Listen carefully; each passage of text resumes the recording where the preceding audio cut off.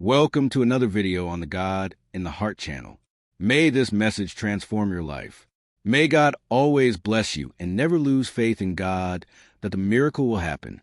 I always had a lot of difficulty talking about my problems with my mother because I'm the youngest son. I saw everything she went through inside my house with my 7 siblings and my father. My home was never a pleasant place. My house was never a very good place to return to. I knew all the struggles that woman went through at home. Do you think I was going to burden her with my problems? I had to deal with life before I was able to. I wasn't even old enough to deal with life, and I already had to deal with hers. At 78 years old, I was already reversing the relationship with my mother. She was acting like her father, giving advice and saying things I didn't even know if they were true. How many times did she look at me and know everything that was going on with me? Even if I didn't say anything, the truth sets us free. The truth in all dimensions, starting with my personal truth. If I don't know who I am, I'm trapped in my unknown stories that somehow control me. In psychology, we learn about the unconscious. It's not easily accessible. It's what controls us. 80% of our actions are the result of our unconscious processes. As I free myself as a person, I diminish this power of the unconscious over me. Because psychology also teaches us that by becoming aware that we diminish the power of the unconscious, our actions become freer. Our truth manifests itself, and we are able to truly know what we call freedom. Freedom is such a difficult concept to deal with. How can I say that my action was free? That I did it because I really wanted to know. That's why seeing the knowledge of the truth generates authority. Authority is when you have control over a situation. I have no doubt that it is the greatest authority. I will improve on the most important authority we can achieve, self-mastery. Having authority over yourself. Being able to direct your choices, your attitudes. Not we are simply reacting to life. Yes, when do I lack authority over myself? I spend my entire life reacting to the stimuli I receive, not the other way around. Authority is when I reverse that. I stop reacting to the stimuli I receive and begin to provoke positive reactions based on what I consider important. The authority of Jesus and spiritual authority. Jesus never wanted the power of politicians. He very well could have. He had knowledge. He had an audience. He had a multitude that followed him. He could very well have started a political uprising, created a political party to oppose the dominion of the Roman Empire. He could have. Would he have been able to do that? But no. Jesus' authority came first from the awareness of who he was. He knew he was the Son of God. He knew he was God incarnate, and that his mission in the world would be to save humanity from everything that enslaves us. I repeat, every time I become aware of the truth, I take a step towards freedom. That is what Jesus wanted.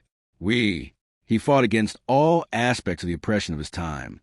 He worked on raising awareness in the political sphere. I am the Roman Empire. Those people ought to have cultivated liberty within their own homes. Even when I am inside a cell, inside a prison, I can still be a free man. Can I truly be? What begins within me? And Jesus knew. He knew that he needed to possess the authority to tell those people that they could be free, that they did not need to live in a state of slavery. I recall that during my exegesis classes, we had a professor, an evangelical scholar named Milton Schwantz. He was one of the most brilliant minds I have ever encountered. And when we were studying Genesis and Exodus, the subject he taught us, the Pentateuch, the first 5 books of the Bible, he would make a very interesting observation. He would say that during the time of the exile, a time when those people were denied their very identities, when the people of Israel were taken into exile in Egypt, the very first thing the Egyptians sought to do was to make them forget who they were. We know now, of course, after the passage of so much time, that when we study psychology, it is said that in cases of kidnapping, the kidnapper's primary objective is to induce the Stockholm spirit, Stockholm syndrome, in the victim. Do you know what that syndrome entails? It means falling in love with the very thing that harms you, surrendering yourself to the one who enslaves you. The psychological process of kidnapping is incredibly cruel to the victim, who is stripped of their identity. For the central mechanism at play, from the very moment a person is forcibly removed from their familiar environment, is precisely to induce a state of forgetfulness within them. They are torn away from the place that gives their life meaning. They are confined within a place of captivity, and there, Within that prison, they will survive only if the kidnapper permits it. We are, therefore, so fragile from a psychological standpoint. We submit ourselves so readily to whatever another person offers us that, within the context of a kidnapping, the abductor eventually realizes that he must adjust his behavior, that he needs to be liked by the kidnapper. Why? So that he doesn't die? So that there is time to do something for him. This is Stockholm Syndrome. It is when the kidnapper enters the mind of the captive and takes command of it. So what surrounds you then? It is not the walls of the captivity. What surrounds you are the conditioning effects he managed to instill in us. And Milton Schwantz used to say that the very first step, specifically within the captivity of exile, was to make those people forget who they were. In the same way, in certain passages of the gospel, do you not also find people who have forgotten who they were? Magdalene, after a lifetime of errors, it is one of the most significant passages in the gospel. Prostitution caused her, that woman, to forget who she was. She no longer remembered that she possessed worth. There were many years spent prostituting her body. There were many years of being used merely as a public square, a place where everyone passed through her bed. Yet, there was never any love in those encounters. It was objectification. What, in philosophy, we call an object relation, where the other person is nothing more than an object for my own gratification. Did that woman not remember who she was? She had forgotten that once she was a beloved little girl, that once she had a family, that once she fell in love, that once she had her own intrinsic worth. In that encounter with her, Jesus does precisely this. He needs to break it. He needs to destroy, within that woman's mind, the oppressive power that the crowd represented. Magdalene was an exile, a terrifying exile, the exile of not knowing who she was. How did Jesus do it? He said nothing. He simply looked at her, a gaze of restoration. I always say this: the eyes do not lie. I can very well deceive you with my words. I can possess fine rhetoric. I can construct a compelling speech. I can easily mislead you if I so choose. And you have every right to say to me, I did not understand what you just said. But when I look at you, there is no room for misunderstanding. You will never be able to say, I didn't understand the way you looked at me. Right there in that moment, it was the gaze of Jesus. It was filled with authority. He awakened that woman. He reminded that woman of who she was. Why do we forget? How many times have you forgotten, too? Forgotten who you were? At many moments in your life, because of the very circumstances you were living through, you forgot who you were. And when we have forgotten who we are, others enter our minds and tell us who we ought to be. That is why the devil uses so many people in this world today to make others forget who they are. For when you have forgotten who you are and the value you possess, you subject yourself to the emotional garbage that others hand you. You submit to the slavery that others propose to you, because there is no freedom to refuse. There is no freedom to say, what you are offering me is bad for me. Emotional vulnerability allows the authority of another person to propose to me precisely what I should never accept. Milton used to say that when those families, after working all day long like slaves in Egypt, eating the worst of foods and receiving the worst of, they would lower the canvas flaps on the entire tent. He could imagine what was going on inside. For, according to Milton, who preserves the identity of the home? Is it the mother? Is it due to some extra attribute that you women possess? It is striking how our mothers remind us of who we truly are, not that you fathers lack the capacity to know. Let me reiterate that. Our very first home was a woman. It was inside a woman that we were formed. Therefore, it is only natural that we share a unique symbiosis with her. Personally, if I ever wanted to lie to my mother, I would have to do something like this. Asterisk, gestures evasively asterisk. Because if I simply looked at her, I would be unmasked immediately. How many times, I consider it, have I had the extremely happy opportunity to celebrate my 24 years of priesthood? Just as the liturgy suggests to us, let us reflect on the authority of Jesus. We all possess a very clear understanding of the concept of authority. If you have studied a particular subject extensively, you become an expert. You become an authority in that field. What you say matters. What you do matters. Is your presence in the world defined by the authority you have built? And, of course, we are not speaking of something ready-made or finished, for nothing within a human being is ever truly finished. By nature, we are beings in a state of constant process. There's always an ongoing process of construction. Authority rooted in knowledge is boundless, for human knowledge itself is boundless. If you choose to excel at what you do, you'll spend the rest of your life striving to build the very authority that enables you to excel in your craft. Now, let us turn to other forms of authority. This first type is directly linked to knowledge, which is in itself a form of power. Perhaps one of the most vital forms of power in the context of human development. The power of knowledge, the power of knowing. It was not without reason that Jesus declared, "If you know the truth shall set you free." And Milton used to say that whenever they lowered those canvas flaps, the woman would look at each of her children one by one. She would look at her husband, and she would say, "Although we may be slaves, we are not slaves." Here, because there is a fundamental difference between being and being in a state. Mary Magdalene was in sin, but she was not sin itself. The Samaritan woman was the same. Jesus' encounter with that woman followed the very same path as his encounter with Mary Magdalene. Had the Samaritan woman forgotten who she was? She had passed from hand to hand. She was already on her sixth relationship, trying to find happiness.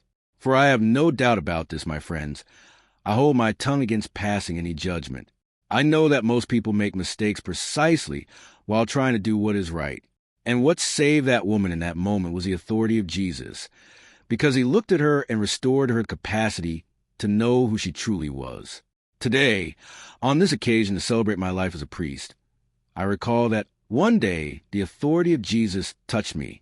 For Jesus looked at me exactly as he had looked at Mary Magdalene. Exactly.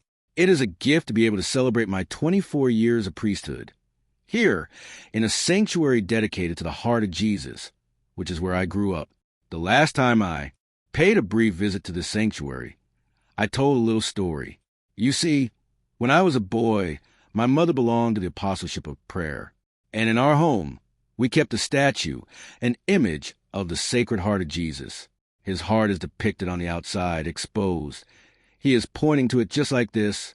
It is a beautiful, deeply meaningful image. I asked my mother, "Mom, why is Jesus' heart on the outside?"